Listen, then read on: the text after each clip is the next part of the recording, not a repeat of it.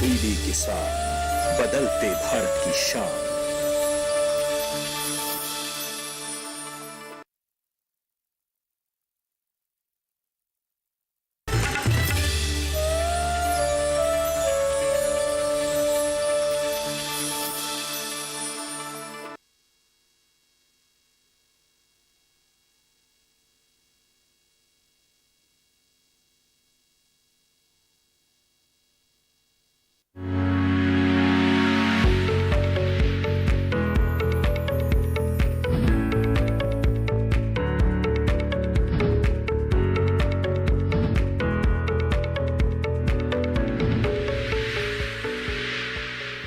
नमस्कार, आप देख रहे हैं दूरदर्शन किसान कार्यक्रम हेलो किसान में आप सभी का स्वागत है। मैं हूं मोनालिसा। इस कार्यक्रम में हम कृषि जगत से जुड़े हुए महत्वपूर्ण विषय लेकर आते हैं जिस पर विशेषज्ञ मेहमानों से चर्चा करते हैं। और चूंकि ये फोन इन कार्यक्रम है, ऐसे में आप भी अपने सवालों के साथ इस कार्यक्रम में हमारे साथ जुड़ सकते हैं। तो आइए सबसे पहले बता दें आपको आज इस कार्यक्रम में हम किन विषयों पर चर्चा करेंगे।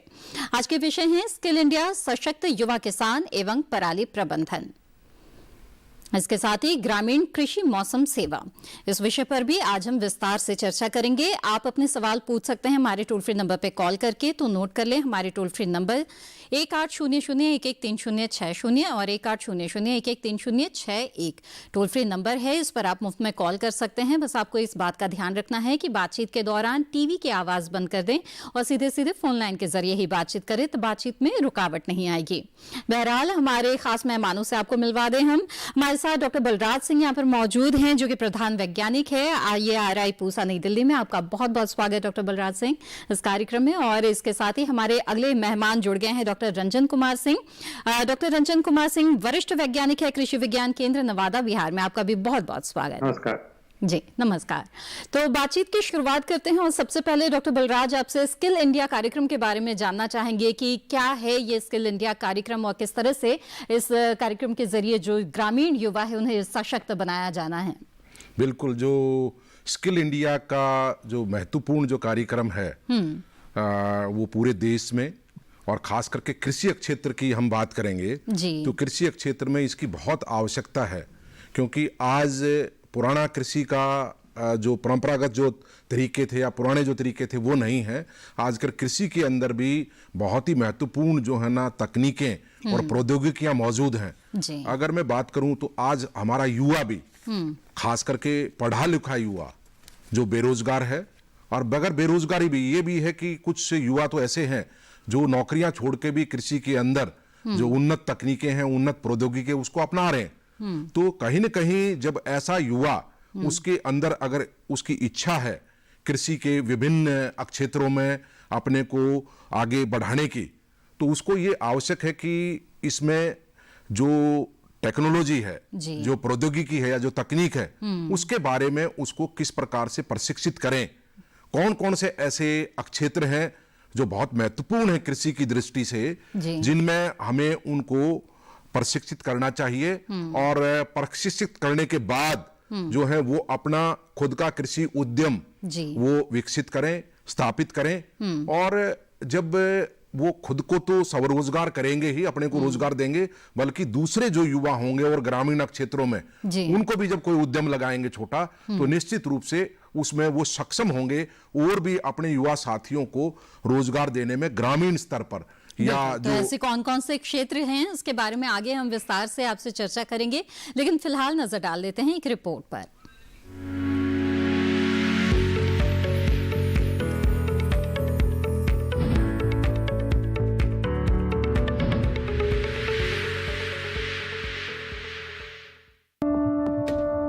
युवा आगे बढ़ेंगे तो देश का भी विकास होगा। ग्रामीण युवाओं के कौशल को विकसित करने और उत्पादकता बढ़ाने के लिए सरकार ने महत्वपूर्ण कदम उठाए हैं। स्किल इंडिया भारत सरकार की एक पहल है जो देश के युवाओं को उनके कौशल के साथ सशक्त बनाने के लिए शुरू की गई है, जो उन्हें अपने कार्य परिवेश में अधिक रोजगार परक और अधिक उत्पादक बनाती है।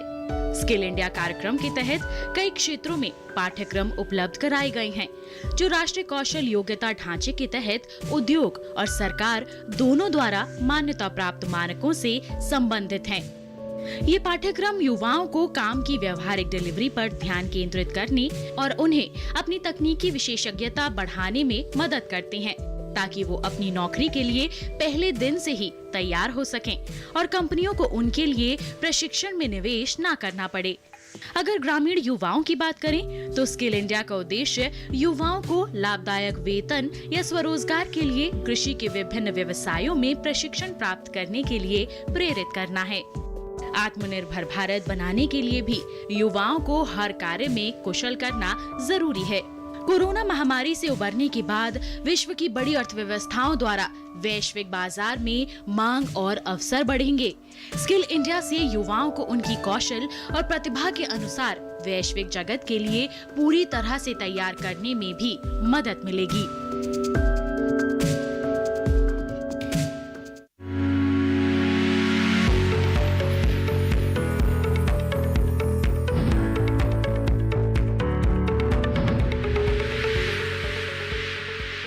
जी हाँ, तो स्किल इंडिया के बारे में ये एक छोटी सी रिपोर्ट आपने देखी और अब आइए रुक करते हैं हमारे अगले मेहमान का। डॉक्टर रंजन कुमार हमारे साथ जुड़े हुए हैं। डॉक्टर रंजन, ग्रामीण कृषि मौसम सेवा, इसके बारे में हमें बताइए। जैसा कि नाम से विदित है, ग्रामीण कृषि मौसम सेवा जी, ये भारतीय मौसम विज्ञान विभाग IMD और कृषि विज्ञान केंद्र के में चलाई जाने वाली एक बहुत ही महत्वाकांक्षी योजना है, जो ICR के कोलैबोरेशन से और IMD के कोलैबोरेशन से चलाई जा रही है। जी, शुरुआत में ये शुरू के 400 जो KVK हैं पूरे भारत सरकार में, इसमें ये चलाई जा रही योजना। इसके तहत हम लोग किसान भाइयों को मौसम में होने वाले बदलाव की सूचना पूर्व विभिन्न माध्यमों से उनको देते हैं, जैसे मोबाइल के माध्यम से, अखबार के माध्यम से, और ये हर एक मंगलवार और शुक्रवार को उनका एक बुलेटिन जारी होता है, जिसमें आगे वाले होने वाले मौसम में बदलाव की सूचना वक्त से पहले किसानों को दी जाती है, ताकि इसका फायदा उठा के किसान भाई अपने खेती में इसका लाभ ले सके और अपनी आय को हमें होने वाले नुकसान से बच सके। जैसा कि आप जानती हैं मैडम कि अक्सर क्या होता है, किसान भाई आज मानिए सिंचाई करने के लिए चले गए, लेकिन उनको नहीं मालूम है कि 2 दिन बाद बारिश होने की संभावना है। बिल्कुल। तो सिंचाई करने पर अगर बारिश हो जाती है तो उनके फसल को ज्यादा नुकसान होता है। लेकिन अगर किसान भाई को पता होगा कि 2 दिन बाद बारिश होने वाली है, तापमान में बदलाव होने वाला है, तो उसके अनुसार वो अपने खेतों में सिंचाई करेंगे या नहीं करेंगे। इससे किसान भाई क्या, तो अपने खेत में समय के अनुसार, हमारी जानकारी को अनुसार चीजों का इस्तेमाल करके अपने आमदनी को बढ़ा सकते हैं और अपनी लागत को घटा सकते हैं। बिल्कुल डॉक्टर रंजन, आगे भी और विस्तार से हम जानेंगे कि ग्रामीण कृषि मौसम सेवा का लाभ जो किसान हैं वो किस तरह से उठा सकते हैं, लेकिन आइए उससे पहले नजर डाल लेते हैं इस रिपोर्ट पर।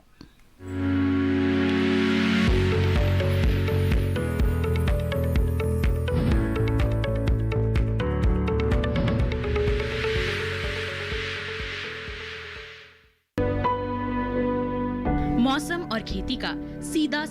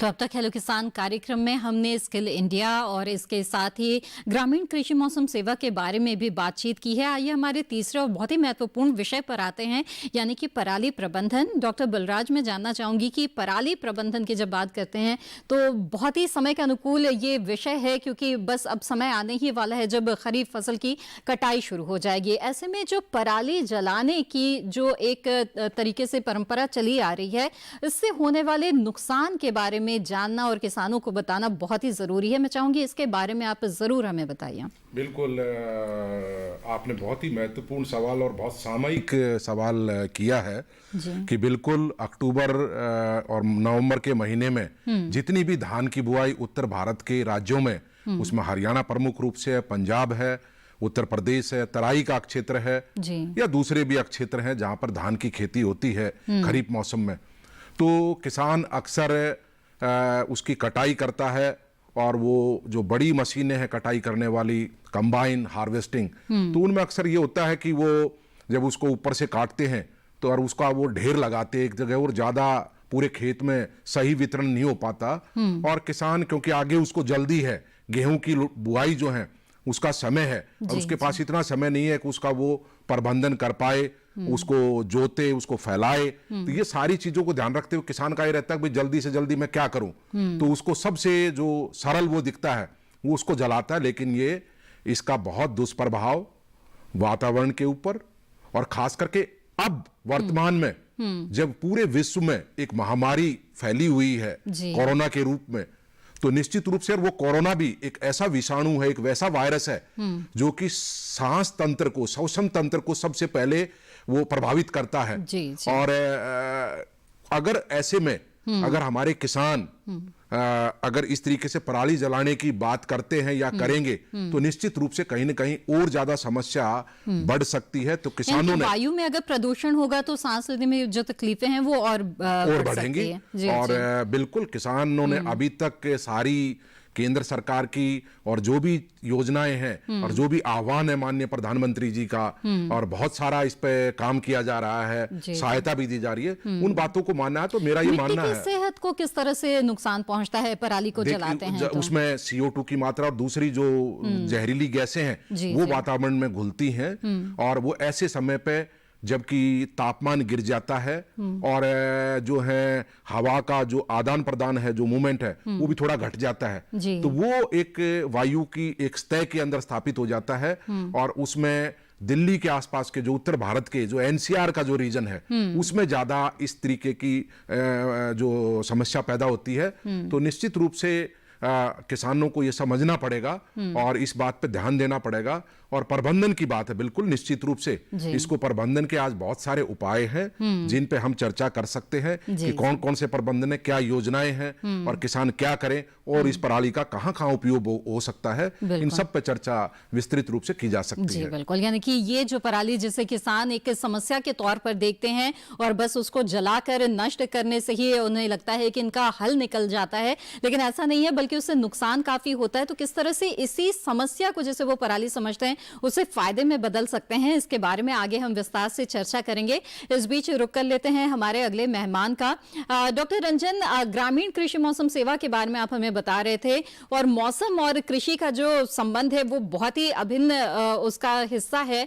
ऐसे में हमें ये बताएं कि जैसे कि आपने एक सिंचाई को लेकर के एक उदाहरण हमें दिया है, इसी तरह से एक अच्छी फसल, अच्छी पैदावार हो, इसके लिए जरूरी है कि रोग व कीट से भी मुक्त रहे। तो रोग कीट से बचाव के लिए भी जो मौसम है उसकी स्थिति को ध्यान में रखना कितना जरूरी हो जाता है? बहुत ही अच्छा सवाल पूछा मैडम आपने। किसान भाइयों को मैं बताना चाहूंगा, जो ग्रामीण कृषि मौसम सेवा है इसमें जो हम लोग पूर्वानुमान देते हैं, इसमें 2-3 पैरामीटर जो हर एक किसान भाई को बताए जाते हैं। जैसे अगले कितने दिन में हमारी बारिश की क्या स्थिति रहेगी, बारिश की कितनी मात्रा होगी, तापमान क्या होगा, तापमान आर्द्रता कितनी होगी।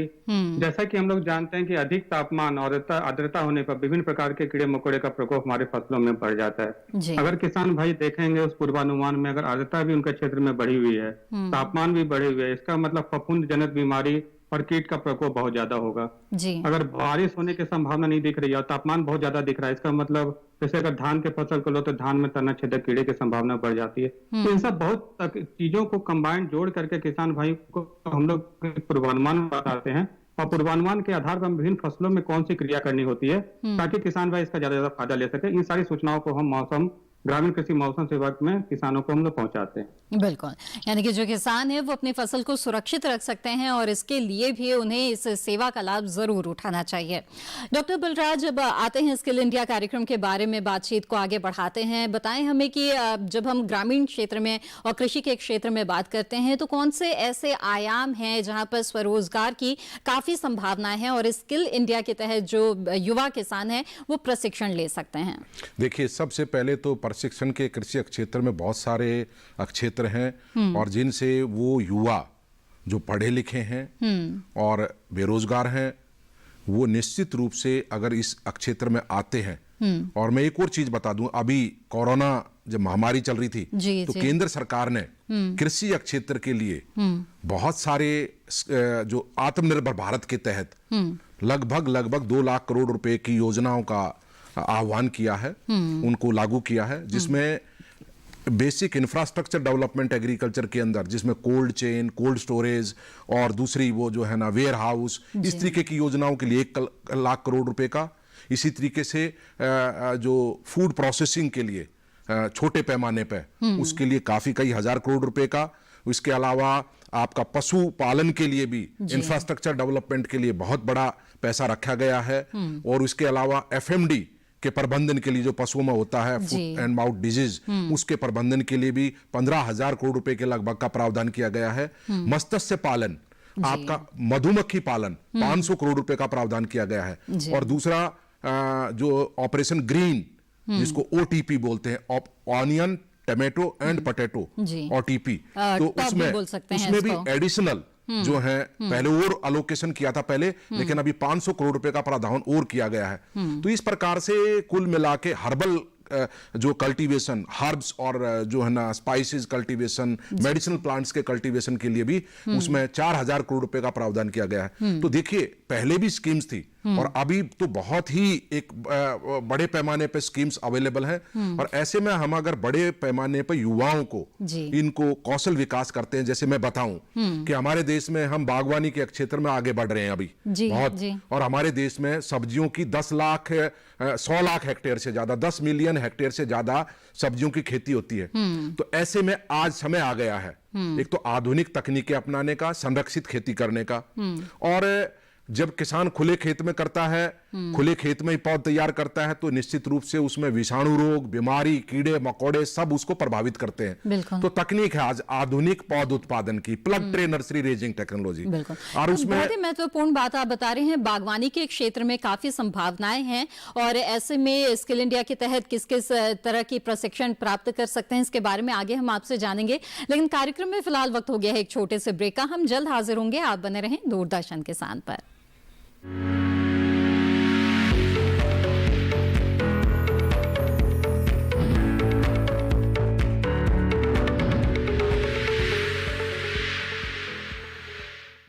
अरे भाई, सुना नहीं क्या? KCC ने किसानों का जिंदगी बदल दिया है।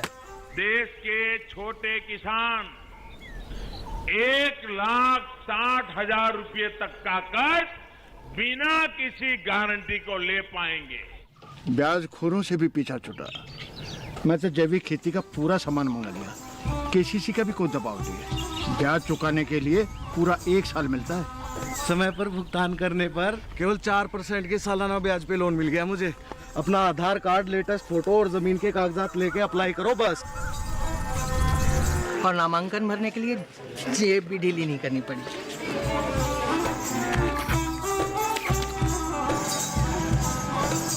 चाचा, उधार चुकाने के 24 घंटे के बाद उतने ही पैसे वापस निकाल सकते हैं। KCC ने किसानों की जिंदगी वाकई बदल दी है। तो आप भी किसान क्रेडिट कार्ड अपनाएं और सहजता से ऋण पाएं।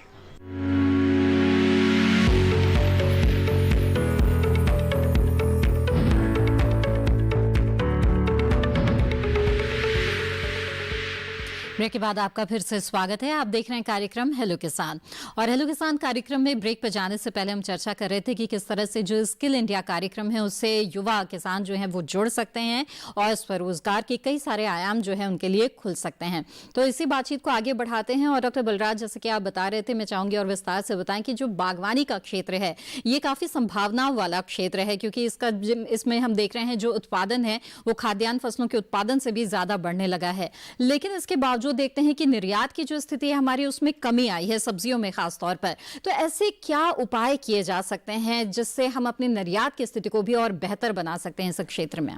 बिल्कुल, बहुत ही महत्वपूर्ण सवाल। और जैसे मैं चर्चा कर रहा था कि सब्जियों का क्षेत्रफल 100 लाख हेक्टेयर से ज्यादा है और पौध की बड़े पैमाने पर आवश्यकता और आधुनिक तकनीक मौजूद है। तो आज हम देश के विभिन्न क्षेत्रों में जहां बड़े पैमाने पर सब्जियों की खेती होती है वहां पे युवाओं को इस आधुनिक पौध उत्पादन के क्षेत्र में उनका कौशल विकास कर सकते हैं, उनको ट्रेनिंग देकर प्रशिक्षित करके। और वो अगर ऐसी नर्सरी स्थापित करते हैं, मान लिया एक युवा को हमने प्रशिक्षित कर दिया और वो 1000 वर्ग मीटर की plug tray nursery raising technology के लिए अपना ग्रीन हाउस बनवाता है। अच्छा। और उसके क्षेत्र में सब्जियां होती हैं चारों तरफ, तो वो प्री ऑर्डर बेसिस पे वहां के किसानों को बहुत ही सुरक्षित, रोग रहित, विषाणु रोग रहित पौध उपलब्ध करा सकता है। तो क्या होगा, 1000 वर्ग मीटर में वो साल भर में 6 से 8 बैचेज में पौध तैयार करेगा और लगभग 20 से 25 लाख पौध तैयार कर सकता है। बिल्कुल, माफ कीजिएगा डॉक्टर बलराज, आपको रुकना पड़ेगा। हमारे साथ एक कॉलर जुड़ गए, उनका सवाल यहाँ पर ले लेते हैं। किशन जी तेलंगाना से इस वक्त हमारे साथ जुड़े हैं। किशन जी, स्वागत है आपका, पूछिए अपना सवाल। हेलो जी किशन जी। किशन जी, हम आपको सुन पा रहे हैं। टीवी की आवाज बंद कर दीजिए, फोन लाइन के जरिए बातचीत करें, बताइए। हमारा मिर्ची पे पूरा बोकरा गया है। मिर्ची, हम आपको सुन पा रहे हैं, टीवी की आवाज बंद कर दीजिए, फोन लाइन के जरिए बात। जी किशन जी, अपना सवाल दोहरा दीजिए कृपया। किशन जी, टीवी की आवाज बंद कर दीजिए, फोन से ही बात कीजिए, अपना सवाल दोहरा दीजिए फिर से। जी, टीवी का आवाज बंद कर दिया। ठीक है, क्या सवाल है आपका? हमारी मिर्ची को पूरा बोकरा गया। हाँ बिल्कुल, मैं सवाल आपका सुन लिया किशन जी। देखिए, बरसात का मौसम है और आंध्र प्रदेश में और तेलंगाना में मिर्ची की काफी खेती होती है और वर्तमान में मिर्ची के अंदर कई रोग जो है ना वो प्रभावित करते हैं, खास करके विषाणु रोग। कई विषाणु रोग इसको प्रभावित करते हैं। सफेद मक्खी फैलाने का काम करती है और इसके अलावा थ्रिप्स भी जो है ना वायरस को फैलाती हैं और दूसरे भी जो है ना कारण है। माइट्स भी इसके अंदर होती हैं, जो भरूथी होती है जिसको हम मकड़ी का छोटा रूप बोलते हैं। तो बिल्कुल निश्चित रूप से आप अपने स्थानीय कृषि विज्ञान केंद्र से या कृषि विभाग से संपर्क करें। ये कॉम्प्लेक्स होता है इस मौसम के अंदर, और सही जानकारी लेके अगर आपको सफेद मक्खी, खेतों की सफाई रखें। एक तो खेतों का साफ सुथरा होना, और ये नहीं कि आपने साफ कर लिया अपने खेत को तो काम चल जाएगा।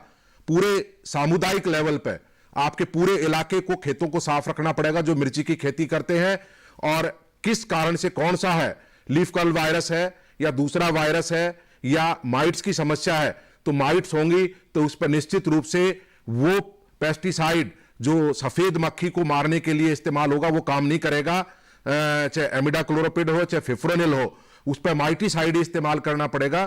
तो ये बात ध्यान में रखनी है आपको, और आप संपर्क करें और सही वो अगर भ्रमण करेंगे, उनको सिम्टम दिखाएंगे आप, लक्षण क्या है, तो पौधे के लक्षण देखकर ही हम बता सकते हैं कि किस चीज की अभी बीमारी है आपके खेत में। और कॉम्प्लेक्स है तो फिर उसको अलग अलग तरीके के आपको 2-3 स्प्रे बताएंगे ताकि उसको कंट्रोल हो। लेकिन इस मौसम में खेतों की साफ सफाई सबसे ज्यादा कारगर साबित होती है, और अकेले नहीं, सब लोग मिलकर अपने खेतों को साफ सुथरा रखें, खरपतवारों को ना उगने दें, ताकि जो कीड़े मकोड़े हैं जो विषाणु रोगों को फैलाने का काम करते हैं उनकी जनसंख्या में कमी आए। बिल्कुल। तो किशन जी, मुझे उम्मीद है आपके सवाल का जवाब मिल गया होगा, और सभी जो दर्शक अभी कार्यक्रम देख रहे हैं उनसे एक बार फिर से मैं गुजारिश करना चाहूंगी कि जब भी आप बातचीत करें तो टीवी की आवाज बंद कर दें, इससे बातचीत में काफी रुकावट आती है। सीधे सीधे फोन लाइन के जरिए बात करें, और इसके साथ ही कार्यक्रम का जो विषय है उस विषय से जुड़े हुए सवाल करें। जैसे आज हमारे कार्यक्रम में आप स्किल इंडिया कार्यक्रम के बारे में बातचीत कर सकते हैं, पराली प्रबंधन किस तरह से करें इसके बारे में जान सकते हैं। इसके अलावा जो ग्रामीण कृषि मौसम सेवा शुरू की गई है, इसका लाभ आप किस तरह से उठा सकते हैं, इनसे जुड़े हुए सवाल इस कार्यक्रम में करें। तो बातचीत को यहाँ पर आगे बढ़ाते हुए डॉक्टर बलराज आप बता रहे थे कि किस तरह से जो रोपण सामग्री है उससे जुड़ी काफी तकनीकें हैं जिसके बारे में प्रशिक्षण ले सकते हैं। मैं चाहूंगी इन तकनीकों के बारे में ऐसी हजारों पौधशालाएं देश के विभिन्न राज्यों में विभिन्न क्षेत्रों में स्थापित कर हमारा युवा, मैंने बताया 1000 वर्ग मीटर में एक व्यक्ति, एक युवा, वो लगभग 20 से 25 लाख पौध तैयार कर सकता है 6 से 8 बैचेज में। अलग अलग पौध तैयार होंगे अलग अलग मौसम में। ठीक है। तो और वो 4 से 6 लोगों को और रोजगार देगा जो अलग अलग किस्म के ऑपरेशंस करेंगे कि सॉइललेस मीडिया है उसको मिलाना है, ट्रेज में भरना है, बुआई करनी है, फिर उसमें खाद पानी देना है, प्लांट प्रोटेक्शन भी करना है, फिर पौध को निकाल के डिब्बों में पैक करना है ताकि वो किसानों तक पहुंच पाए। तो इस तरीके की सारी ऑपरेशंस करने के लिए उसमें 4 से 6 युवाओं को 1000 वर्ग मीटर पे वो रोजगार दे पाएगा और उसका खुद का लगभग 3 से 5 लाख रुपए वो निर्भर करता है कि वो कितना उसका कारगर है, उसकी नर्सरी कितनी सब्जियों की खेती होती है, कितने बैचेज में तैयार करता है। लेकिन 3 से 5 लाख रुपए वो युवा नेट प्रॉफिट कमा सकता है और दूसरे 4 से 6 लोगों को रोजगार भी दे सकता है। तो इसी तरीके से जो हमारे ऑर्नामेंटल क्रॉप्स हैं, फ्रूट क्रॉप्स हैं, अब जैसे उनके अंदर भी जो रोपण सामग्री है उसको तैयार करने में पौधशालाएं स्थापित की जा सकती हैं। बिल्कुल। फिर जो फूलों की खेती से जुड़े हुए हैं वहां भी बहुत सारी संभावनाएं हैं। बिल्कुल। जैसे तो उसमें भी प्रशिक्षण लिया जा सकता है। फूलों को सुखाना है, सूखे हुए फूलों की वो बनानी है, अलग अलग उनके कोई भी वो बनाए जा सकते हैं। इस तरीके से बुके बनाने के ऊपर भी काम किया जा सकता है। अगर कहीं ज्यादा फूलों की खेती होती है तो उसको मार्केट तो जब मिलेगी ना, जब गांव के स्तर पर उसमें वैल्यू एडिशन हो जाएगा तो बुके बनाने के ऊपर भी प्रशिक्षण लिया जा सकता है। फिर इसके अलावा जो हमारा जो आत्मनिर्भर अगर भारत की बात करते हैं तो आज हमारा कई क्षेत्रों में हम पूर्ण रूप से आत्मनिर्भर नहीं। जैसे सब्जी बीज की बात करें तो हमारे बड़े पैमाने पे जो है वो बीज की आवश्यकता होती है। तो high value vegetables, high value और लो वॉल्यूम उन वेजिटेबल्स का सीड अक्सर अभी भी हम उस पर आत्मनिर्भर नहीं है। लेकिन आज हमारे जो पब्लिक सेक्टर इंस्टीट्यूशंस हैं, चाहे IRI हो, पूसा संस्थान हो, चाहे IHR बेंगलोर हो, चाहे IIVR वाराणसी हो, चाहे दूसरे संस्थान हैं देश में बहुत सारे, उन्होंने आज ऐसी किस्में प्रोटेक्टेड कल्टीवेशन के लिए हाई वैल्यू वेजिटेबल्स की चेरी टमाटो, पार्थिनोकार्पिक कुकुम्बर या दूसरी किस्में, जैसे अभी हमारा IHR इंस्टीट्यूट है उसने अर्का रक्षक टमाटर की एक किस्म विकसित की है जो 3 तरीके से रोग रोधी है। उसमें विषाणु रोग नहीं आता, उसमें जो है बैक्टीरियल विल्ट नहीं आती, उसके अंदर जो है ना अर्ली ब्लाइट नहीं आती, 3 रोग नहीं लगते, बहुत ही सक्षम किस्म है। बिल्कुल। तो बीज उत्पादन भी कर सकते हैं स्किल इंडिया कार्यक्रम से जुड़कर। और आगे बढ़ते हैं, इस वक्त हमारे साथ एक कॉलर जुड़ गए हैं, उनका सवाल यहाँ लेते हैं। AP सिंह जी प्रयागराज उत्तर प्रदेश से हमारे साथ जुड़ गए हैं। स्वागत है आपका, पूछे अपना सवाल। हेलो AP सिंह जी, मेरी आवाज मिल रही है आपको? हाँ जी जी अपना सवाल पूछ सकते हैं आप। जी, मेरा सवाल ये है कि सब ये पपीते के बीज क्या ICAR से मिल सकते हैं क्या? दूसरी चीज, पपीते के बीज में इंटरमीडिएट क्रॉप कौन सी ली जा सकती है? और तीसरी बात, क्या गेंदे की फसल उसमें कोई नुकसान तो नहीं करेगी अगर बीच में इंटरमीडिएट क्रॉप के बीज की तरह हम लिए उसको? तो जी बिल्कुल AP सिंह जी, बहुत ही महत्वपूर्ण सवाल आपने पूछा। पपीते की बात अगर करते हैं तो पपीते में अभी तक गायनोडायनोसियस, जिसमें मेल और फीमेल की पहले समस्या होती थी जब पुरानी किस्में थी हमारी, चाहे पूसा संस्थान की हो चाहे दूसरी किस्में हो, कुर्ग हनीड्यू हो या पूसा डेलिसियस हो, पूसा मेजेस्टी हो, सब में ये समस्या मेल नर अलग और मादा अलग, और हमें 95 पौधे मादा चाहिए और 5 पौधे नर चाहिए। ये समस्या आखिर में जब फूल आते थे जब पता लगता था, लेकिन बाद में निदान हो गया। ऐसी किस्में आ गई दुनिया भर में गायनोडायनोसियस जिनको बोलते हैं, जिन पे मेल और फीमेल एक ही पौधे पे होते हैं, उभयलिंगी जो है ना वो फूल उस पर उपलब्ध होते हैं और उसमें कोई समस्या नहीं है। तो उसमें ज्यादातर वैरायटी रेड लेडी बाहर से आती थी, उसका सीध आयात होता था। लेकिन अभी हमारा जो IHR जो बेंगलोर संस्थान है, Indian institute of horticulture research, उसने इसी सेगमेंट में, इसी ग्रुप में बहुत ही महत्वपूर्ण वैरायटी गायनोडायनोसियस ग्रुप में तैयार की है, अर्का सूर्या, जो कि वैरायटी हमारे देश में, जबकि रेड लेडी ससेप्टेबल थी वायरस के और दूसरा लो टेम्परेचर के। उत्तर भारत में जब ठंड पड़ती है, पाला पड़ता है, तो ज्यादा वो जो वैरायटी ससेप्टेबल थी उसमें ज्यादा प्रभावित करती थी उस वैरायटी को, लेकिन अर्का जो हमारी सूर्या वैरायटी है और एक और वैरायटी है, वो वैरायटी इस तरीके से उनमें सहनशीलता है। तो और अपनी वैरायटी और बीज का जो दाम है उसमें भी बहुत भारी अंतर है, तो इसलिए उसको आप कर सकते हैं। पूसा में भी वैरायटी है हमारी, पुणे से है और पूसा संस्थान से विकसित वैरायटी है, लेकिन मैं आपको इसलिए बता रहा हूं कि आजकल उसी का प्रचलन है गाइनोडाइनोसियस का, वो आप वैरायटी अर्का सूर्या IHR बेंगलोर से लें। और जहां तक आपने अंत्य फसल करने की बात की, निश्चित रूप से गेंदा कर सकते हैं आप, गेंदा उसके लिए फायदेमंद होगा, क्योंकि पपीते के अंदर जो सूत्रकृमि है, नेमेटोड्स की समस्या आती है, तो उसमें भी थोड़ा बहुत निजात मिलेगी और वो प्रभावित नहीं करेगा। वरना आप पपीते की पंक्तियों के बीच में जो है वो हरी पत्ते वाली सब्जियों की खेती कर सकते हैं, और या दलहन जो फसलें हैं जिस मौसम में, बरसात के मौसम में आप लगाना चाहते हैं मान लिया, तो दलहन फसलों की भी आप खेती कर सकते हैं। उससे ज्यादा आपकी पपीते के पौधों पे उससे वो compete नहीं करेंगे, प्रतिस्पर्धा नहीं होगी और आपका जो है ना जमीन भी मजबूत होगी। बिल्कुल। तो AP सिंह जी, मुझे उम्मीद है आपके सवाल का जवाब आपको विस्तार से यहाँ पर मिल गया होगा। बातचीत को आगे बढ़ाते हैं और डॉक्टर रंजन कुमार का एक बार फिर से रुख करते हैं। डॉक्टर रंजन, बताएं हमें जो ग्रामीण कृषि मौसम सेवा है और किस तरह से किसान इसका लाभ उठा सकते हैं। बुआई और कटाई की जब बात आती है तो ये भी एक बहुत ही महत्वपूर्ण पहलू होता है कृषि में, और इसमें भी मौसम का ध्यान रखना जरूरी है। और खास तौर पर जैसे अगले एक आध महीने में अब कटाई भी शुरू कर देंगे किसान, खरीफ धान हो या बाकी फसलों की हो, तो ऐसे में किस तरह से आप उन्हें सुझाव देंगे इसका लाभ उठाएं? बहुत ही अच्छा सवाल पूछा मैम। सबसे पहली बात है कि किसान भाइयों को ये जानने की जरूरत है कि इसका फायदा हम कैसे लें। जी जी। जैसा कि भारत सरकार की ये बहुत ही महत्वपूर्ण योजना है, प्रधानमंत्री की ये सोच है कि हर एक किसान को मौसम, कृषि मौसम की जानकारी उनको घर बैठे मिले। बिल्कुल। तो इसके लिए सरकार ने अभी शुरुआती दौर में 400 कृषि विज्ञान केंद्रों को जोड़ा है। तो किसान भाई अपने कृषि विज्ञान केंद्र के माध्यम से अपने फोन नंबर को वहां दर्ज करवा दें, तो उनको मंगल और शुक्रवार को इनकी जानकारी मिलेगी। तो जिस राज्य में ये योजना अभी लागू नहीं हुई है, वहां के किसान भाई चाहे तो 3 ऐप है जिसको अपने जो आजकल के कहते हैं एंड्रॉयड फोन आते हैं, तो उस फोन में इस ऐप को डाउनलोड करके वो सूचना, ब्लॉक लेवल की सूचना अपनी मोबाइल पर प्राप्त कर सकते हैं। जिसमें पहला ऐप है मौसम ऐप, जिसमें वो क्षेत्र विशेष के अनुसार पूर्वानुमान और सूचना दी जाती है। दूसरा ऐप है दामनी ऐप। इसमें क्या होता है, किसी किसी क्षेत्र में थंडरिंग की बहुत समस्या आती है, तो दामनी ऐप लोड करने से क्या होगा, अगर बिजली की समस्या, बिजली गिरने की समस्या उसके क्षेत्र में आने वाली होगी तो उसकी सूचना उनको मिल जाएगी। और तीसरा है मेघदूत ऐप, जिसके बारे में अभी आप चर्चा करी थी, मेघदूत ऐप। इसमें आप कृषि परामर्श देते हैं, यानी कि जैसा कि आपने बताया कि फसल काटने की अवस्था आने वाली है, तो किसान भाई को हम 7 दिन पहले, 10 दिन पहले सूचना दे देते हैं कि आगे का मौसम हमारा कैसा रहेगा। मौसम बारिश होने की संभावना नहीं है तो किसान भाई फसल को काट सकते हैं। अगर बारिश होने की संभावना है तो किसान भाई कुछ दिन रुक जाए, उसके 1 सप्ताह बाद या 1 सप्ताह पहले फसल को काटें। तो इस सूचना के आधार पर किसान भाई को निष्कर्ष लेने में, यानी डिसीजन लेने में सुविधा मिलती है। जी।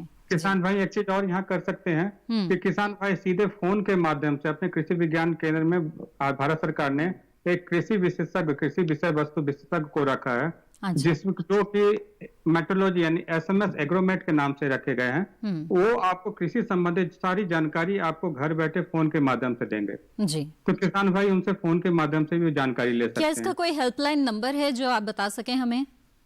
मैडम, इसके लिए डायरेक्ट हेल्पलाइन नहीं, नंबर तो नहीं है, लेकिन कॉमन सर्विस सेंटर है जो भारत सरकार ने कोलैबोरेशन से स्टार्ट किया ICA और कॉमन सर्विस सेंटर के बीच में। तो किसी अपने राज्य के जो कॉमन सर्विस सेंटर में फोन करेंगे तो कॉमन सर्विस सेंटर वाले KVK से उसको जोड़ देते हैं, जहां से सीधे किसान भाई KVK के वैज्ञानिकों से जुड़ करके इसकी जानकारी ले सकते हैं वो। जी जी। तो इसमें कृषि संबंधित किस तरह की जानकारी वो प्राप्त कर सकते हैं, किस तरह के सवाल कर सकते हैं? किसी भी क्षेत्र की जानकारी वो ले सकते हैं, किसी क्षेत्र, किसी हो पशुपालन हो, कृषि आधारित व्यवसाय हो, जिससे कृषि संबंधित तो सभी जानकारी कॉमन सर्विस सेंटर में दिन के 11 बजे से लेकर 12 बजे तक 1 घंटे हमेशा ओपन कर दिया गया पूरे देश में। जी। और इसमें किसान भाई क्या है कि कृषि विज्ञान केंद्र में कृषि कॉमन सर्विस सेंटर के माध्यम से सीधे सवाल कर सकते हैं, तो वहाँ वीडियो कॉलिंग या वॉइस कॉलिंग के माध्यम से बातचीत कर सकते हैं और अपनी जानकारी, अपनी समस्या को रख के अपनी जानकारी ले सकते हैं उसको। बिल्कुल बिल्कुल। डॉक्टर रंजन कुमार, आप भी लगातार हमारे साथ बने रहे और डॉक्टर बलराज भी हमारे साथ लगातार जुड़े हुए हैं। आगे भी हम इन विषयों पर विस्तार से चर्चा जारी रखेंगे और साथ ही आप भी जरूर हमारे साथ इस कार्यक्रम में जुड़े। फिलहाल वक्त हो गया है एक और छोटे से ब्रेक का, हम जल्द हाजिर होंगे। आप बने रहें दूरदर्शन किसान पर।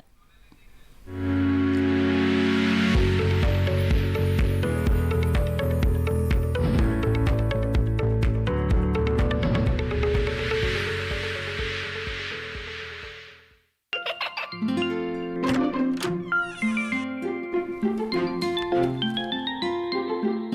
क्या हो रहा है? काशवी, इतने कम मार्क्स? काशू, बेटा पढ़ा करो।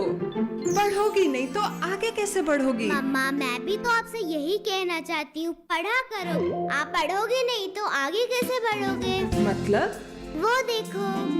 सिर्फ बैक पर छपा ऑर्गेनिक नहीं, ऑर्गेनिक का निशान पहचानिए। पीजीएस ऑर्गेनिक का ये लोगो उन किसानों की पहचान है जो आज भी परंपरागत विधि से रसायन मुक्त खेती कर आपके लिए शुद्ध फसल उपजा रहे हैं।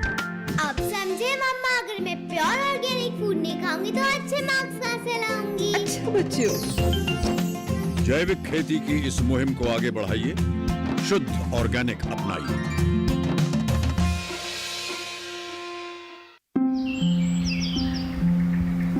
अरे अरे अरे क्या कर रहा है? इधर इधर इधर, हम बोल रहे हैं तेरे बीजू का। उतना बोल रहा है? हाँ, पक्षियों से तो हम खेत को बचा लेते हैं, पर इन घातक रसायनों से कैसे बचाएं? मतलब? देख बेटा, तू जो ये अंधाधुंध रसायन मिलाता है ना, मिट्टी की सेहत बिगड़ने लगी है। और जब माटी ही कमजोर पड़ जाएगी तो उपज कैसे सेहतमंद होगी? अरे पहले ऐसा नहीं था।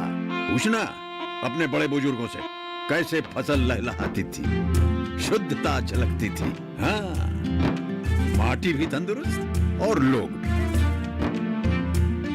पहली वाली बात कहाँ? पर अब तो सभी डाले हैं। सब नहीं, आज भी लाखों जागरूक किसान परंपरागत विधि से फसल उगा रहे हैं। खर्चा कम और उपज की कीमत भी बेहतर पा रहे हैं। ठीक है भाई, मैं भी आज से जैविक खेती शुरू करूंगा। माटी से प्रेम की परंपरा है परंपरागत खेती।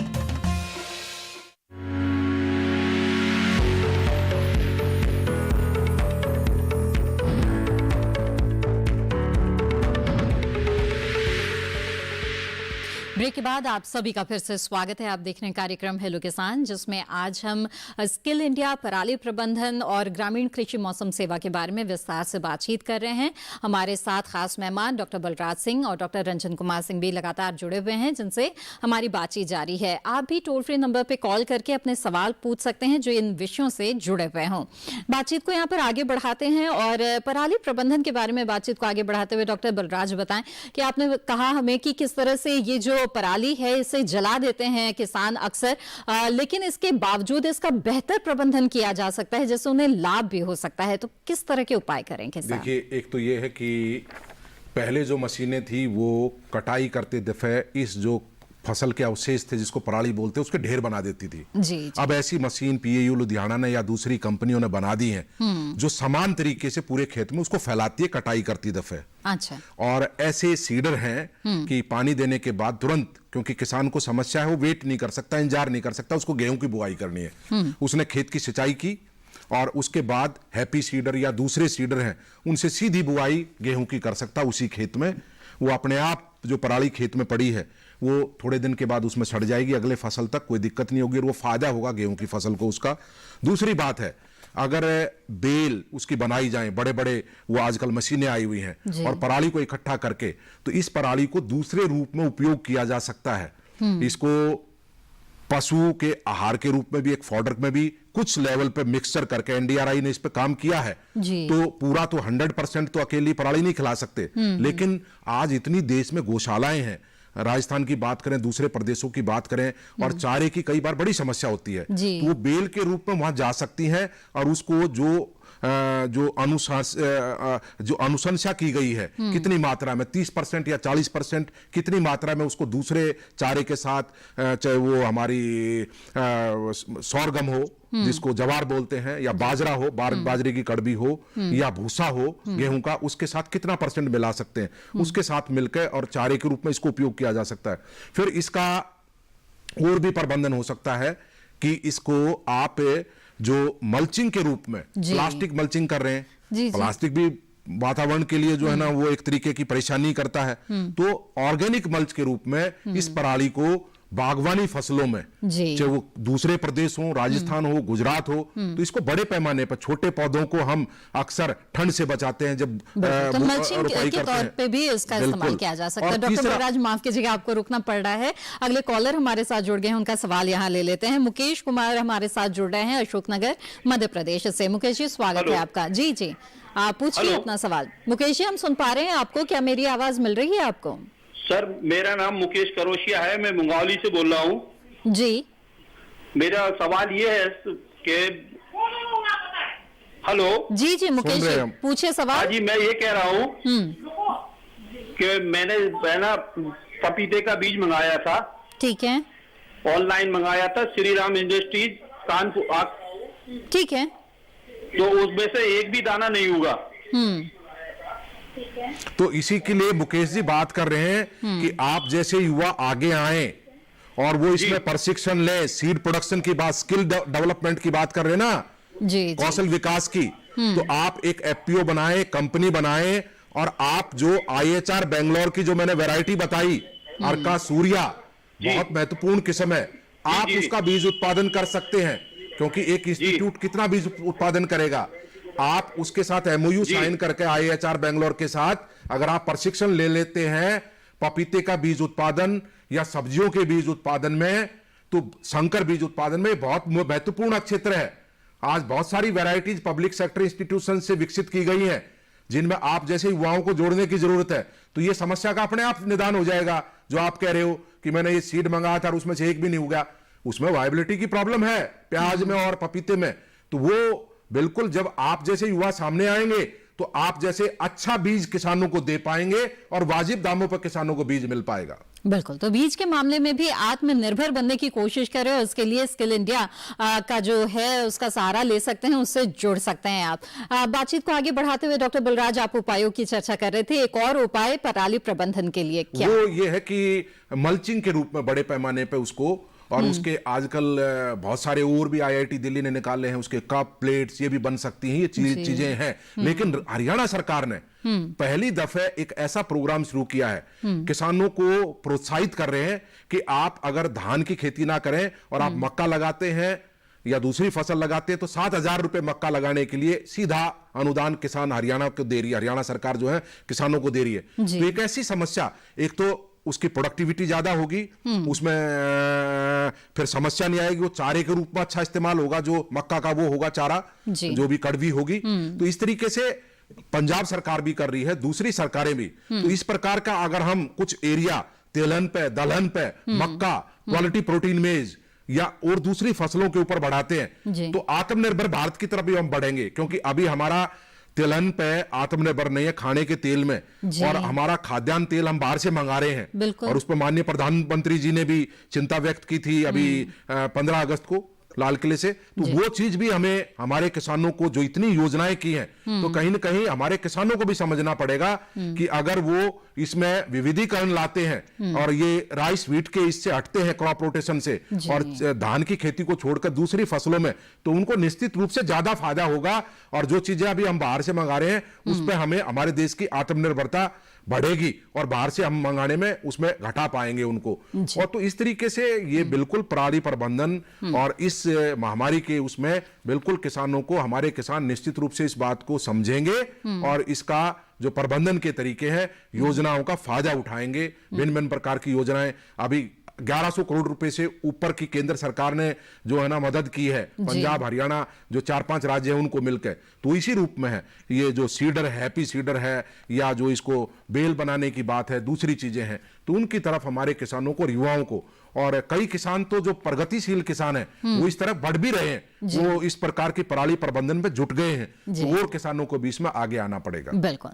चलिए आगे बढ़ते हैं, अगले कॉलर का रुख करते हैं। हमारे साथ जगदीप सैनी जी मध्य प्रदेश से जुड़ रहे हैं, स्वागत है आपका, पूछिए अपना सवाल।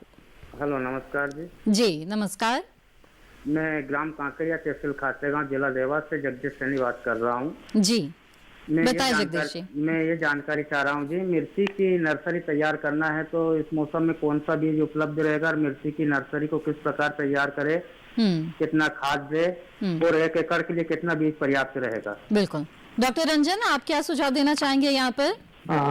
जैसा कि बदर सर ने भी बताया भी था कि किसान भाई इसमें प्लग ट्रे तकनीक से मिर्ची के सीड को तैयार सीडलिंग को तैयार कर सकते हैं जी। क्योंकि आज के समय में एक एक सीड का महत्व, एक एक सीड का बहुत ही कीमती होता है। बिल्कुल। तो किसान भाई इस समय कोई भी सीड वैरायटी अपने क्षेत्र विशेष के अनुसार कृषि विज्ञान केंद्र से संपर्क करके वहाँ की जो सबसे अच्छी वैरायटी है उसका चयन करके प्लग ट्रे तकनीक से उसका इस्तेमाल करके उसको उगाएं।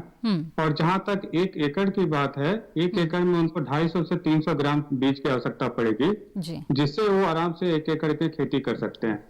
किसान एक चीज और यहाँ ध्यान रखेंगे कि बीज की अक्सर बात होती है कि गुणवत्ता युक्त बीज होना बहुत ही जरूरी है। बिल्कुल। किसान भाई अक्सर शिकायत करते हैं कि मैंने बीज लिया लेकिन बीज का अंकुरण नहीं हुआ, या बीज जैसा भी एक किसान ने शिकायत की थी।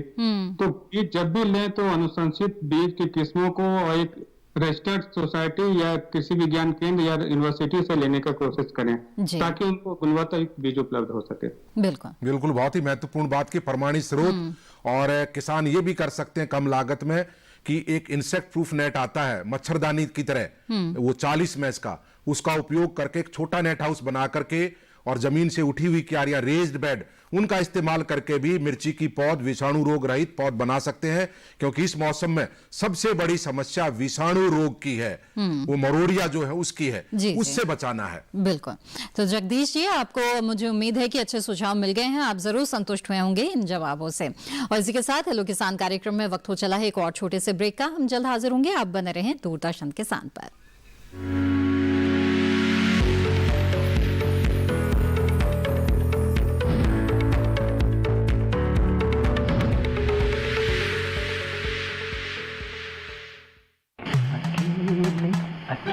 अरे वाह भैया, अकेले अकेले। अरे तू भी ले, पर खाएगा कैसे?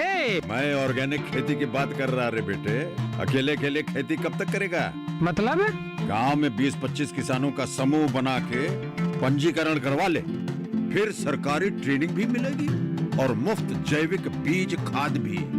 फिर पीजीएस ऑर्गेनिक की सरकारी मोहर के साथ तेरी उपज आकर्षक पैक में पहुंचेगी बड़े बाजार तक। अच्छा?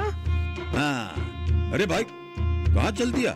सबको साथ लाने, आमदनी बढ़ाने। तो किसान भाई समझ गए ना, साथ मिलकर ऑर्गेनिक खेती कीजिए, अपनी परंपरा को आगे बढ़ाइए, ज्यादा मुनाफा कमाइए। माटी से प्रेम की परंपरा है परंपरागत खेती।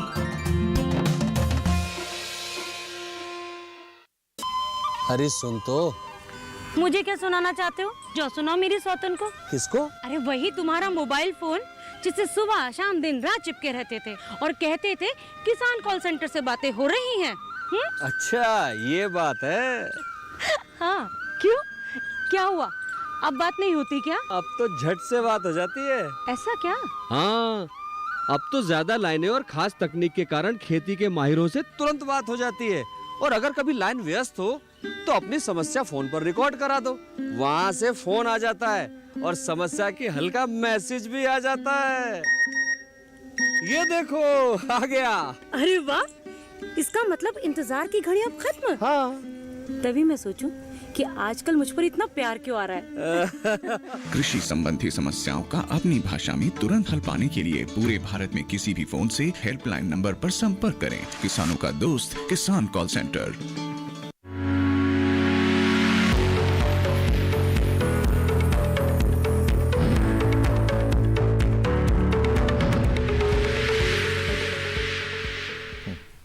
ब्रेक के बाद आप सभी का फिर से स्वागत है कार्यक्रम हेलो किसान में। और कार्यक्रम में बढ़ते हैं आगे। इस वक्त हमारे साथ एक कॉलर जुड़ गए हैं, इनका सवाल यहाँ पर लेते हैं। सोहन भारती जी इस वक्त जम्मू कश्मीर से हमारे साथ जुड़े हुए हैं फोन लाइन पर। सोहन जी स्वागत है आपका, पूछिए अपना सवाल।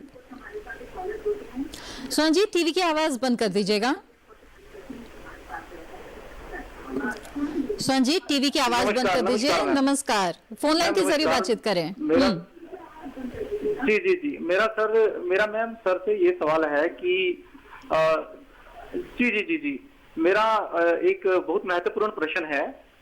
मैं ये पूछना चाहता हूँ कि मिट्टी में कौन सी इसमें ऐसी खराबी आ जाती है, बीमारी आ जाती है जिसके कारण से पौधे तो बहुत अच्छे होते हैं और देखा जाए तो कॉम्प्लेक्स बहुत अच्छी उनके ऊपर आती हैं, बहुत अच्छे तरीके से वो पौधे जो है वो फूल जाते हैं मतलब, लेकिन उनके ऊपर फल नहीं आते। जैसे मिर्ची के पौधे होते हैं, फल नहीं आते हैं उनके ऊपर। अच्छा, तो उसका क्या कारण है, मतलब उसके बारे में थोड़ा जान। डॉक्टर रंजन कुछ सुझाव यहाँ पे दे सकते हैं? नहीं, थोड़ा एक सवाल इनका थोड़ा सा अलग टाइप का, मिट्टी की समस्या और पौधे में बीमारी दोनों अलग अलग चीज है। बिल्कुल बिल्कुल। मिट्टी में कोई भी समस्या है या नहीं, इसकी जांच हम लोग मिट्टी जब जांच करके उसके बाद ही बता सकते हैं। मिट्टी में कितने पोषक तत्व है, उनमें कौन से पोषक तत्व आपके पौधे के लिए उपलब्ध जरूरी है या नहीं है, वो मिट्टी जांच के आधार पर पता चलता है। पहला। दूसरा चीज, पौधे में अगर आपको फूल आ रहे हैं, फल नहीं आ रहे हैं, तो दो कारण हो सकते हैं। या तो पौधे का स्वस्थ पौधे नहीं है, बीमारी का प्रकोप है, जैसा बलराज सर ने अभी बताया भी। वाली समस्या, वायरल समस्या अगर आ गई हो तो भी फूल तो आपके झड़ जाएंगे। तो इन सभी को कंबाइंड रूप से देखने की आवश्यकता है। तो सिर्फ मिट्टी के कारण हम फल झड़ते हैं ऐसा नहीं कहा जा सकता। बिल्कुल। डॉक्टर बलराज, तापमान की वजह से हो सकता है। मिर्ची के अंदर इन्होंने बात की, तो इस तापमान में कई बार गर्मी के मौसम में जब तापमान ज्यादा होता है तो फ्रूट सेट नहीं होता, पौधा स्वस्थ भी हो, फ्लावरिंग हो रही है लेकिन फ्लावर ड्रॉप हो जाता है, तो ये भी समस्या हो सकती है। लेकिन बिल्कुल डॉक्टर साहब ने सही बताया कि मिट्टी की आप बात कर रहे हैं, मिट्टी में कवक जनित रोग बहुत सारे होते हैं, नेमेटोड्स होते हैं, जमीन क्षारीय भी हो सकती है, अम्लीय भी हो सकती है, तो बहुत सारी समस्याएं हो सकती हैं। लेकिन पौधा अगर स्वस्थ है, अब जैसे मान लिया लौकी का पौधा लगा है गर्मी में और उस पर फल नहीं आ रहे, तो इसका मतलब आपको देखना पड़ेगा कि उस पे जो नर और मादा फूलों की कितनी रेशियो है, क्या अनुपात है। अगर सारे ही नर हैं तो फल कहां से लगेंगे, मादा फूल ज्यादा होने चाहिए, 90% 95%। तो वो तापमान, या हमने बहुत ज्यादा उसके अंदर नाइट्रोजन की मात्रा दे दी तो पौधे ज्यादा बढ़वार करेंगे और उसमें नर फूल ज्यादा आएंगे बेल वाली सब्जियों में। तो अलग अलग तापमान भी प्रभावित करता है, उसको जो खाद पानी देना वो भी प्रभावित करता है, और जो भूमि की बात की उन्होंने की वो अलग बात है। उससे अगर समस्या होगी तो पौधा फिर मर भी सकता है या उससे बीमारी ग्रस्त भी हो सकता है। तो वो अलग अलग चीजें इन्होंने पूछी हैं। तो स्वयं जी, फिर बेहतर यही होगा कि जो भी नजदीकी आपको कृषि विशेषज्ञ हो, चाहे वो कृषि विज्ञान केंद्र से हो या कृषि विश्वविद्यालय से हो, आप उन्हें जरूर संपर्क करिए। तो क्षेत्रीय आपकी जो भी समस्या है, तापमान की है या मिट्टी की है, वो समझ पाएंगे और उसी के आधार पर आपको बता भी पाएंगे कि आपको क्या करना चाहिए ताकि इस तरह की जो समस्या है वो दोबारा ना आए। बहरहाल इस बातचीत को आगे बढ़ाते हुए डॉक्टर बलराज, हम बातचीत कर रहे हैं कि स्किल इंडिया के तहत बहुत सारे ऐसे क्षेत्र है जहां पर बहुत ज्यादा संभावनाएं हैं कि युवा किसान जुड़ सके। ऐसे में जो खेती से जुड़े जो एलाइड सेक्टर्स हैं, जिसमें पशुपालन है, मत्स्य पालन और मधुमक्खी पालन, जैसा कि आपने बताया कि अभी आत्मनिर्भर भारत अभियान के तहत किस तरह से इसमें काफी पैकेज की भी घोषणा की गई है। तो इस क्षेत्र में किस तरह से स्किल इंडिया से युवा किसान जुड़ सकते हैं, कहां से वो प्रशिक्षण प्राप्त कर सकते हैं? प्रशिक्षण की बात है, जैसे अगर मैंने बताया अभी पौध उत्पादन में IRI से कर सकते हैं, IHR से कर सकते हैं, PAU लुधियाना से कर सकते हैं, हिसार से कर सकते हैं। जहां राज्य सरकारों ने सेंटर ऑफ एक्सीलेंस बनाए हुए हॉर्टिकल्चर में, जैसे करनाल घरोंडा में बना हुआ है, ऐसे उड़ीसा में भी बना हुआ है, ऐसे केरल में भी बना हुआ है, तो विभिन्न गुजरात में भी है, तो उनमें प्रशिक्षण आप ले सकते हैं। फिर ये लेके प्रशिक्षण लेने, मैं अक्षेत्र की बात कर रहा था, तो अक्षेत्र में संकर बीज उत्पादन बहुत ही महत्वपूर्ण अक्षेत्र है। चाहे वो बाजरे का बीज उत्पादन की बात हो, मक्का के बीज उत्पादन की बात हो, तिलहनों के बीज उत्पादन की बात हो, सब्जियों का बीज उत्पादन, संकर बीज उत्पादन, वो महत्वपूर्ण किस्में जो पब्लिक सेक्टर इंस्टीट्यूशंस ने विकसित की हैं, उनको FPO बना के, कंपनी बना के युवा आगे आए और MOU साइन करके अगर उनका बीज उत्पादन करते हैं तो बिल्कुल आत्मनिर्भर भारत बनेगा और युवाओं को रोजगार मिलेगा और उनका फायदा भी होगा। दूसरे जो क्षेत्र आपने बताए कि फूड प्रोसेसिंग इंडस्ट्रीज हैं, जैसे एक नई तकनीक है कोल्ड ग्राइंडिंग, ठंडी पिसाई मसालों की, उसमें नहीं तो मसालों में जब परंपरागत तरीके से पिसाई होती है तो उनमें गुणवत्ता और उसके वेट, वजन के अंदर दोनों का हास होता है, दोनों की गिरावट आती है। लेकिन एक तकनीक हमने अजमेर में, जब मैं निदेशक था उस टाइम पे विकसित हुई थी, कोल्ड ग्राइंडिंग, तो वो नहीं तो मशीनों का तापमान 80 डिग्री चला जाता है, लगभग 80 डिग्री से ऊपर चला जाता है। आप आटे का भी देखते होंगे, आटे की जो पिसाई होती है आपका, वो कितना गर्म हो जाता है। तो ऐसे में कोल्ड ग्राइंडिंग -30 डिग्री पे से ऊपर पिसाई होती है, तो उसमें कीमत बढ़ती है, लेकिन इसकी डिमांड है आजकल। भाई जो धनिया आपने कटाई की है, पेड़ पे जो धनिया उपलब्ध है आपके पौधे पे, वो क्या प्लेट तक वही गुणवत्ता, वही खुशबू, वही उसके जो उसमें एसेंशियल ऑयल वो आप तक पहुंच रहे हैं? तो कोल्ड ग्राइंडिंग के जरिए उसमें आप ज्यादा भाव ले सकते हैं। इसी तरीके से जो भी नई तकनीकें आ रही हैं उन तकनीकों से जुड़ने की कोशिश करें, नया विचार नवाचार अगर आप करेंगे तभी जो है आपको सफलता भी उतनी ज्यादा मिलेगी। डॉक्टर रंजन, चलते चलते हमें बताएं और किस तरह से ग्रामीण कृषि मौसम सेवा का लाभ उठा सकते हैं किसान, खास तौर पर अब उनके पास जो जानकारी है वो राज्य के अनुसार जो मौसम पूर्वानुमान है वो पहले भी मिल जाती थी लेकिन अब ब्लॉक स्तर पर मिलने लगी है, तो कितने फायदे इससे हुए हैं? जी बहुत अच्छा सवाल पूछा मैम। मैं सभी किसान भाइयों को एक चीज अवगत करवाना चाहूंगा कि आज का समय है मौसम और स्मार्ट एग्रीकल्चर की बात हम लोग करते हैं, यानी कि आज की तकनीकों का इस्तेमाल करते हुए नई जानकारियों को समाहित करते हुए जब तक हम खेती नहीं करेंगे तब तक हम खेती से फायदा नहीं उठा सकते। जैसा कि मैंने अभी भी बताया था, जिन किसानों भाइयों के पास सुविधा है वो तो किसी विज्ञान केंद्र से जाकर के संपर्क करके जानकारी ले सकते हैं, लेकिन अगर किसान भाई के पास सुविधा नहीं है, अगर इंटरनेट की सुविधा उनके पास मात्र है तो भारतीय मौसम विभाग के वेबसाइट पे जाकर के वहाँ कृषि मौसम ब्लॉक स्तर की कृषि मौसम की सूचनाएं उनको उपलब्ध करवाई गई है, जो कि वहां से डायरेक्ट डाउनलोड करके हर एक अगले सप्ताह के 3 दिन की सूचना वो देख सकते हैं। बिल्कुल, और मोबाइल तो आज सबके हाथ में है, ऐसे में जो आपने ऐप के बारे में बताया वो बिल्कुल इन ऐप के जरिए भी तमाम जानकारियां अपने घर बैठे वो हासिल कर सकते हैं। डॉक्टर रंजन, आपने बहुत अच्छी जानकारियां हमें दी है, आपका बहुत बहुत धन्यवाद। धन्यवाद, बहुत बहुत धन्यवाद जी। इसके साथ ही डॉक्टर बलराज, आपने भी बहुत महत्वपूर्ण जानकारियां हमें दी इस कार्यक्रम के दौरान, आपका भी बहुत बहुत धन्यवाद। तो हमें उम्मीद है कि स्किल इंडिया और इसके साथ ही जो ग्रामीण कृषि मौसम सेवा है उसके बारे में तो बहुत अच्छी जानकारियां मिली ही, साथ ही पराली प्रबंधन के बारे में भी आज आपने विस्तार से जाना कि किस तरह से इसके बेहतर उपाय अब आपके पास मौजूद हैं और ऐसे में आप अच्छी तरह से पराली प्रबंध कर सकते हैं और इसी पराली का जो कि इसे बेकार समझा जाता है इसका उपयोग अच्छी तरह से कर सकते हैं, इससे आपको लाभ हो सकता है। मुझे उम्मीद है कि इन जानकारियों का लाभ आप जरूर उठाएंगे। आगे बढ़ते हैं और अब हम आपको कल के विषय के बारे में बता दें। हेलो किसान कार्यक्रम में कल के विषय होंगे नए बागों की देखभाल और बेल वाली सब्जियों में कीट प्रबंधन। अगर आप कोई सवाल हम तक पहुंचाना चाहते हैं तो आप हमें ईमेल भेज सकते हैं। हमारा ईमेल आईडी है hellokisan2015@gmail.com। इसके साथ ही फेसबुक के माध्यम से भी आप हमसे जुड़े रह सकते हैं। हमारे फेसबुक पेज पर जुड़ने के लिए हिंदी में टाइप करें हेलो किसान। इसके अलावा आप हमारे कॉल सेंटर नंबर पर भी कॉल कर सकते हैं और अपने सवाल दर्ज करा सकते हैं। हमारा टोल फ्री नंबर है 1800-113060। सोमवार से शनिवार सुबह 6 बजे से रात 10 बजे के बीच कॉल करके अपने सवाल दर्ज करा दें। इसके साथ हेलो किसान की आज की कड़ी में बस इतना ही। कल फिर होगी मुलाकात, तब तक के लिए दीजिए इजाजत। नमस्कार।